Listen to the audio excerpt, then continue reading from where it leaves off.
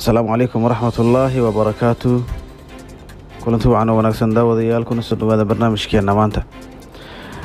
Sida aan wada ogsoonahay, wadan walba waxa uu leeyahay wax socdaal ama migration, taas oo u qaabilsan dadka iyo soo socodkooda. Si loo hubiyo dadkaas, waxaa muhiim ah inay wadamadooda ka diiwaan gashan yihiin, yacni inay baasaboor ka sitaan wadamada ay u kala dhasheen dadkaas ama wadamada ay sharciyada deganaanshaha ka haystaan.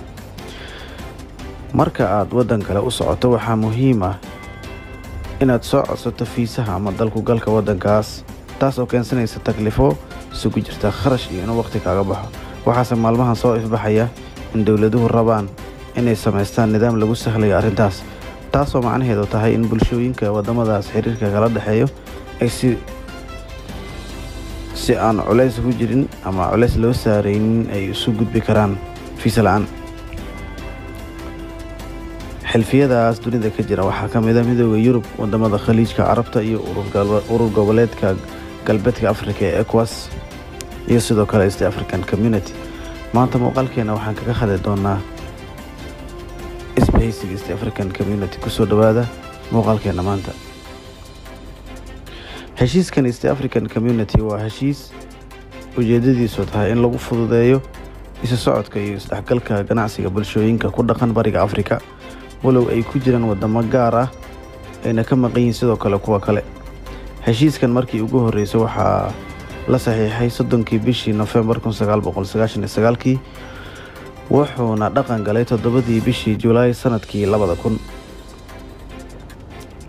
waxaana wadamada wada galay heshiiskan ka mid ah 3 dowladood oo kala ah: 1 Kenya, 2 Uganda, 3 Jamhuuriyadda Isutaga Tanzania. waxaa dib ugu soo biiray Rwanda iyo Burundi bishii June 18keedii 2007. xaruntiisa ururkan ayaa waxay ku taalaa Arusha, Tanzania. inta aan la gaarin heshiiskan, waxaa ka horeeyay waxyaabo badan oo ka dhaxeeyay 3 wadan, sida wadadii tareenka ee Kenya iyo Uganda 1897 ilaa 1901. sidoo kale in hal meel lagu qaadi jiray canshuuraha labadan wadan 1990. sidoo kale waxaa jiray guddi ay wada dhiseen wadamadan oo la oran jiray Guddiga Lacagta ee Bariga Afrika 1905. sidoo kale Golaha Cadaaladda markaasi oo la mideeyay 1905. sidoo kale shirkii gobernatoriyaalka Bariga Afrika oo dhacay ama qabsoomay 1926. dakhliga cashuuraha Bariga Afrika oo sidoo kale isaguna dhaqan galay ama hirgalay 1940. markii la isku daro intaas oo idil, waxaad moodaa in wadamadan xiriir qoto dheer weligood ka dhaxeeyay. muddo markii uu soo jiitamay, xiriiradaasna wuxuu isku bedelay in la sameeyo nidaam isdhexgal ah oo ay si qurux badan isu dhexmari karaan bulshooyinkooda, sidoo kale ganacsiyadoodana ay isdhexmari karaan. waxayna samaysteen waxa loo yaqaano East African Community.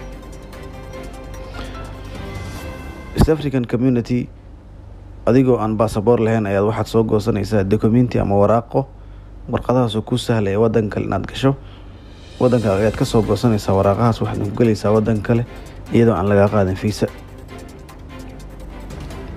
ujeedooyinka loo aasaasay East African Community waxaa ka mid ahaa in la ballaariyo salkana loo dhigo dhaqaalaha, siyaasadda, arrimaha bulshada iyo wixii la mid ah.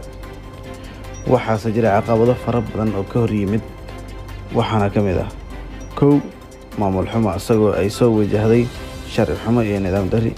sidoo kale ammaan dari ka jirto gobolka guud ahaan, iyo waxaa adkaatay in la isdhaafsado kheyraadka wadamadan. sidoo kale bulshooyinka oo aan u bisleen inay isdhexmaraan. sidoo kale urur goboleedyo kale oo garab dhisan sida urur goboleedka IGAD. iyo ugu dambeyn dakhliga oo la waayay. dakhli ama qarash lagu bixiyo oo loo waayay. sidoo kale faa'iidooyinkiisa waxaa ka mid ah dib u dhiska kaabayaasha dhaqaalaha, beeraha iyo cuntada oo uu dhiirigeliyey warshadaha iyo maareynta kheyraadka dabiiciga ah ee wadamadan, inuu dhiirigeliyey dalxiiska, ganacsiga, horumarinta deegaanka iyo arrimaha bulshada, iyo ugu dambeyntii dadka in la horumariyo.